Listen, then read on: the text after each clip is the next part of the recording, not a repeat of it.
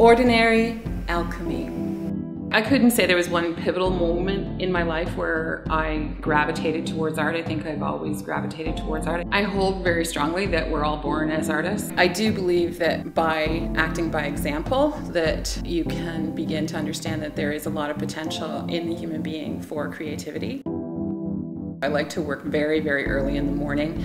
I'm usually up by 4 o'clock and find that the quiet of the day and the freshness, there's not a lot of extra thoughts to sort of intrude on the creative process at that point. I play a lot of music and I listen to a lot of audio when I'm working. Everything from cello music to 50 Cent. Music really can affect what it is that I'm doing. I try to work on maybe 15 to 20 pieces at once so that I'm fresh on each one. I can move from one to the other. I've been adopted by Elder Tom Cranebear, who is a member of Siksika Nation, and I worked for 6 years at the Banff Centre as program manager for Aboriginal leadership. So it's very much part of a shared culture that I have.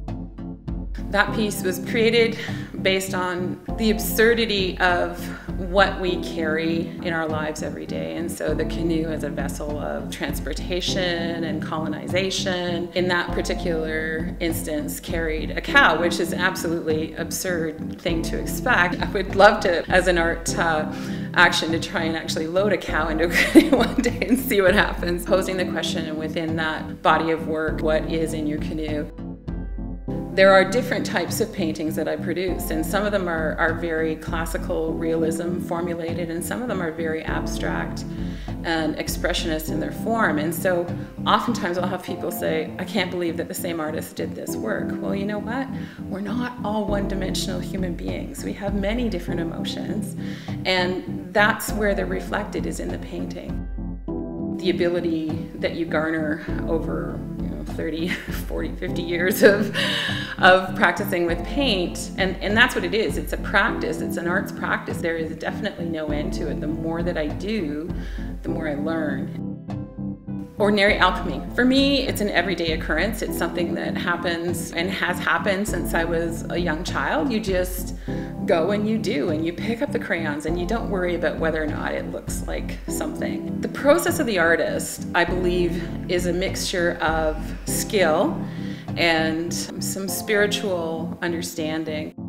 Insane curiosity is really what ordinary alchemy is all about. What if I use this color? Or what if I use a different medium? Would I be able to express that emotion or that thought in a visual form in a more effective manner? I'm actually working with gold leaf and silver leaf in some of the paintings. So it's a real curiosity for me to actually think a little bit like an alchemist and take those precious metals and precious elements and try to turn them into something different. The real true artists are the alchemists of today.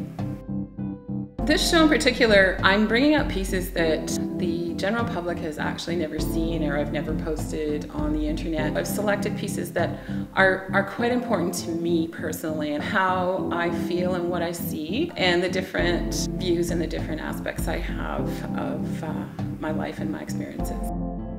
Just encourage people to be comfortable with trying to express themselves, because if you don't, how are we really going to know what you're thinking or what you're feeling? What better way than taking you back to how you were as a child and learning how to play with paints and explore. And that's how we're going to make it through this complex life right now. I work through paintings to actually begin to understand my world, and hopefully my experience will be akin to a shared experience of another human being, and that's what I would say my purpose or my aim is to be able to share my own personal experience and hope that there's some commonality of experience there.